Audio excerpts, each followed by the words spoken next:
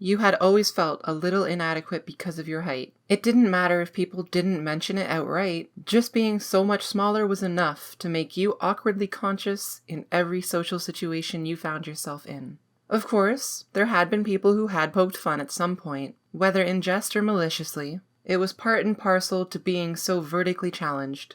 Never in your life did you think you would ever come to terms with it on some level. Of course, it was never too much of a direct issue. You were you. And people accepted that. Naturally, though, everyone is allowed their insecurities, and this was yours, and it'd stick with you. Well, that was until you met her. In most people's shoes, you would have said she was the cutest little thing you could imagine. Stunningly beautiful, charming, graceful, and delicate, but amazingly petite. The problem was you were in your shoes, and that meant being a good few inches smaller than her. She loved this, and boy didn't you know it. "Don't gimme that look," she'd smile as you scowled at her.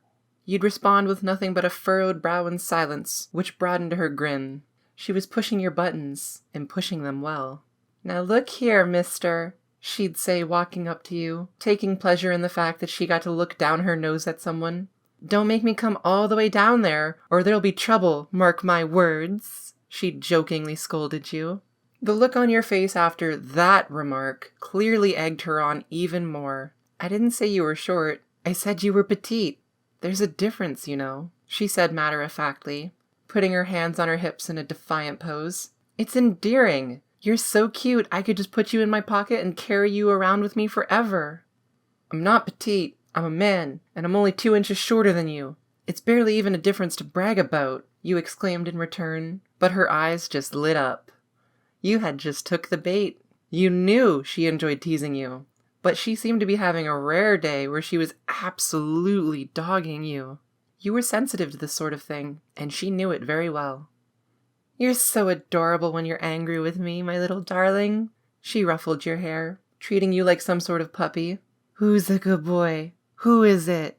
It's you, isn't it? Yes, it is." She laughed as you swatted away her hand. "That's enough, Elizabeth," you loudly stated, your tone and your voice final. Joke time was over. But not for her. She took a step towards you and flicked your forehead. "You can try and stop me, but you're just going to need a ladder to get up here, I think. Would you like to borrow mine, perhaps?"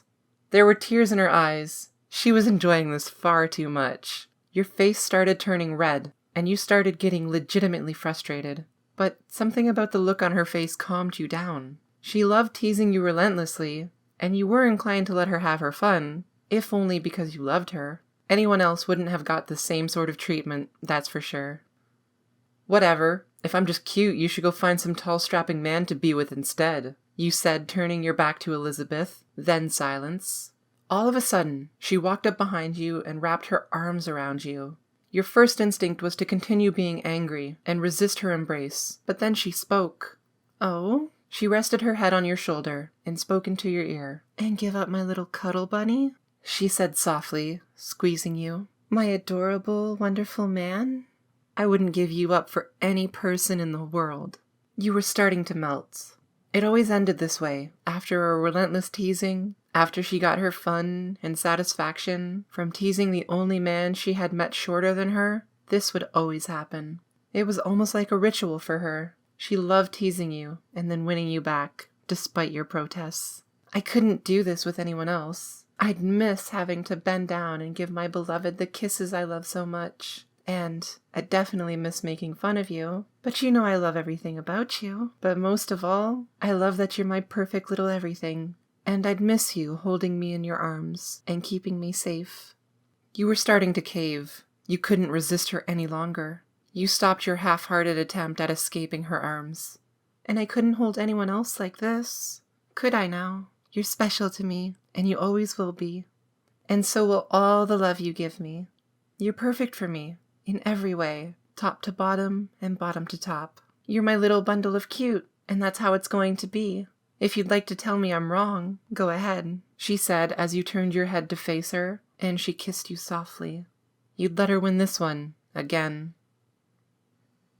You had always felt a little inadequate about your height, and that would never change. But when this woman told you she loved you as you embraced, you felt like the tallest man in the world.